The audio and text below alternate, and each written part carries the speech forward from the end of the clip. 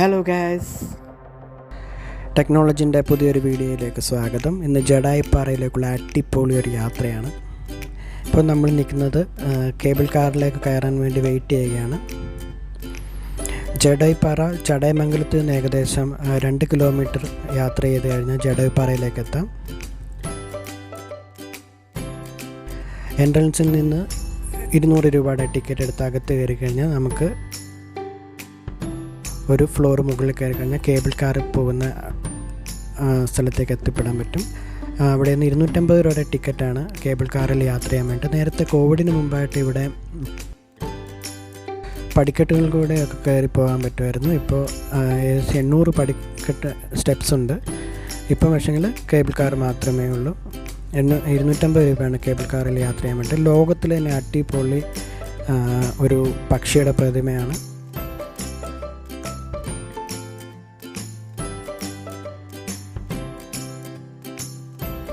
Cinema സംവിധാനമായിട്ടുള്ള രാജീവഞ്ചലാണ് ഇത് പ്രതിമ നിർമ്മിച്ചത്.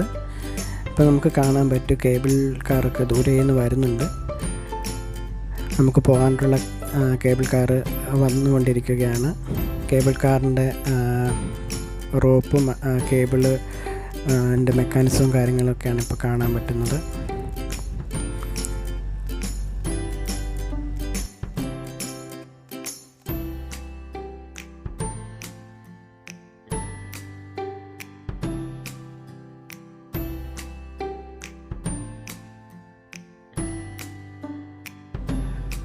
ആൾക്കാർ കൂടുതലുള്ള ദിവസമായതുകൊണ്ട് കുറേ നേരം വെയിറ്റ് ചെയ്യേണ്ടി വന്നു.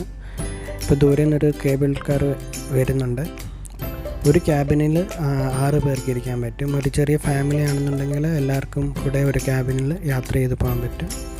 ഇപ്പോൾ ഉള്ള ഒരു കേബിൾ കാർ വന്ന് നിർത്തി അതിൽ നിന്ന് ആൾക്കാർ ഇറങ്ങാൻ പോകുന്നതാണ് നമ്മൾ കാണാൻ പോകുന്നത്.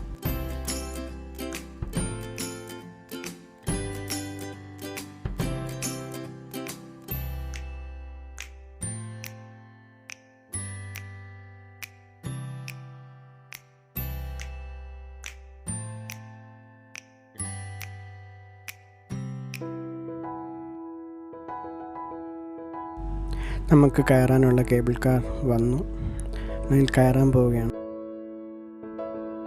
നമ്മൾ കേബിൾ കാർ കയറി യാത്ര തുടങ്ങി. മുകളിലോട്ട് പോകുമ്പോൾ നമുക്ക് ജഡായിപ്പാറ, അതിനോട് ചേർന്ന് ഉള്ള പാറകൾ, പിന്നീട് ഒരു വലിയൊരു കുളമുണ്ട്. അതുപോലെ തന്നെ ഒരു ഹെലിപാഡൊക്കെ കാണാൻ പറ്റും. പതിയാണ് കേബിൾ കാർ മുകളിലേക്ക് പോകുന്നത്. അപ്പം നമുക്ക് കുറച്ച് സമയമെടുക്കും മുകളിലെത്താൻ. ആ സമയം കൊണ്ട് നമുക്ക് ഈ പാറകളും ദൂരം മരങ്ങൾ, അങ്ങനെ നല്ല അടിപൊളി വ്യൂ ആണ്. നല്ല ദൂരെ വരെ നല്ല പച്ചപ്പ് നിറഞ്ഞ കാഴ്ചകളൊക്കെ കാണാൻ പറ്റും. 4 പാറ ചേർന്നതാണ് ജഡായിപ്പാറ. അതിലൊരു പാറയിലാണ് പക്ഷിയുടെ പ്രതിമയുള്ളത്. ജഡായിപ്പാറ പക്ഷിയുടെ പ്രതിമ കൂടാതെ ഒരു ശ്രീരാമക്ഷേത്രവും ഒരു മ്യൂസിയം, പിന്നെ ഇവൻറ്റ്സൊക്കെ നടത്താനുള്ള ഒരു പ്ലാറ്റ്ഫോമും കാര്യങ്ങളൊക്കെ ഉണ്ട്. ഇപ്പോൾ നമുക്ക് ഹെലിപാഡ് കാണാൻ സാധിക്കുന്നുണ്ട്.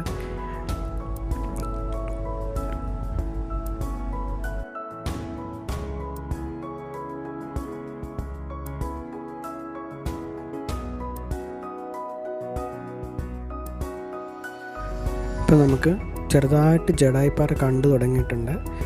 ജഡായിപ്പാറ നമ്മൾ താഴെ റോഡിൽ കൂടെ പോകുമ്പോൾ തന്നെ ജഡായിപ്പാറ പ്രതിമയൊക്കെ കാണാൻ സാധിക്കുന്നതാണ്.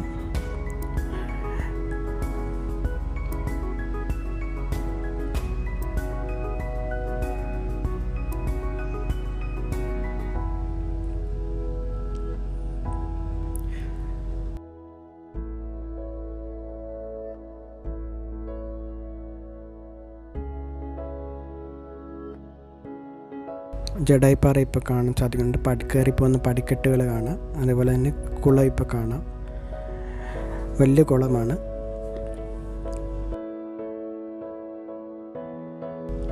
മഴക്കാലത്ത് ഇത് കുറച്ചുകൂടെ വെള്ളമൊക്കെ ഉണ്ടാകും. ഇപ്പോൾ വേനൽക്കാലമായതുകൊണ്ട് അത്രയും വെള്ളമില്ല.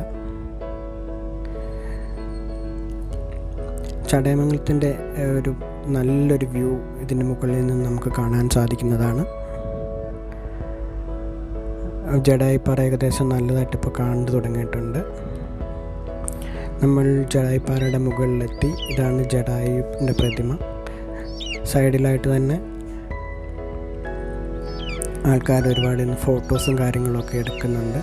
ഇന്ന് നല്ല തിരക്ക്, അവധി ദിവസമായതുകൊണ്ട് തന്നെ നല്ല തിരക്കൊക്കെ ഉണ്ട്. ഇവിടെ അകത്തേക്ക് മ്യൂസിയത്തിലേക്കുള്ള എൻട്രൻസ് ആണ് കാണുന്നത്. അതിനടുത്ത് തന്നെ ഒരു ചെറിയ കഫേയൊക്കെ ഉണ്ട്. വിസിറ്റേഴ്സിന് സ്നാക്സും കാര്യങ്ങളൊക്കെ ഇവിടെ നിന്ന് കഴിക്കാൻ സാധിക്കും.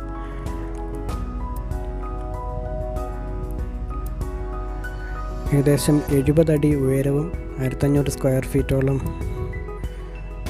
വിസ്തീർണമുള്ള ഒരു പ്രതിമയാണ്. ലോകത്തിലേക്കും തന്നെ ഏറ്റവും വലിയ പക്ഷിയുടെ പ്രതിമയാണ്.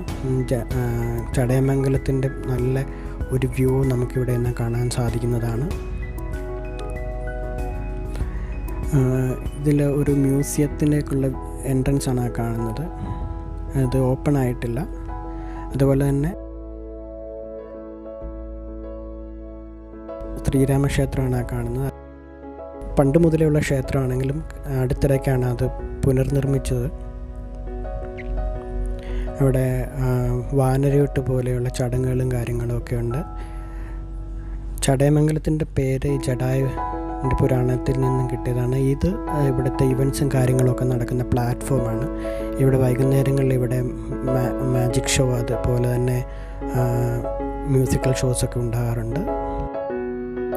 രാമായണത്തിൽ സീതയെ രാവണൻ തട്ടിക്കൊണ്ടു പോകുമ്പോൾ തടയാൻ ചെല്ലുന്ന ജടായുവിനെ ചിറകിൽ വെട്ടി ചിറകറ്റി ജടായു വീഴുന്ന സ്ഥലമാണ് ജടായുപ്പാറ എന്നാണ് പറയപ്പെടുന്നത്. ഇത് മ്യൂസിയത്തിലേക്കുള്ള എൻട്രൻസ് ആണ്. പക്ഷെ മ്യൂസിയം ഇപ്പോൾ തുടങ്ങിയിട്ടില്ല. അടുത്ത കാലത്ത് തന്നെ അത് പ്രവർത്തിക്കുന്നതാണ്. നല്ല അടിപൊളി വ്യൂ ആണ്. ഇന്ന് മഴയില്ലാത്തത് കൊണ്ട് നല്ല തെളിഞ്ഞ ക്ലൈമറ്റാണ്. നമുക്ക് വളരെ ദൂരേക്ക് തന്നെ ദൃശ്യമാകും.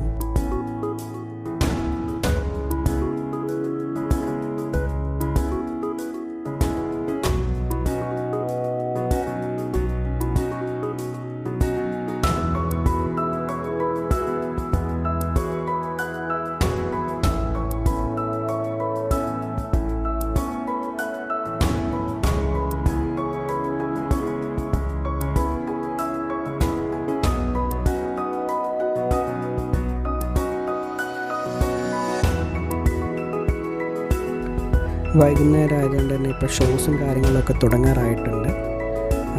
ആളുകളൊക്കെ ഷോസ് കാണാൻ വേണ്ടിയിരിക്കുന്നുണ്ട്. അതിനുള്ള സ്റ്റേജിൽ മ്യൂസിക് ഷോസൊക്കെ റെഡി ആകുന്നുണ്ട്. വീഡിയോ കണ്ടതിന് നന്ദി. അടുത്തൊരു വീഡിയോ ആയിട്ട് വരുന്നതിന് വരെ ബൈ.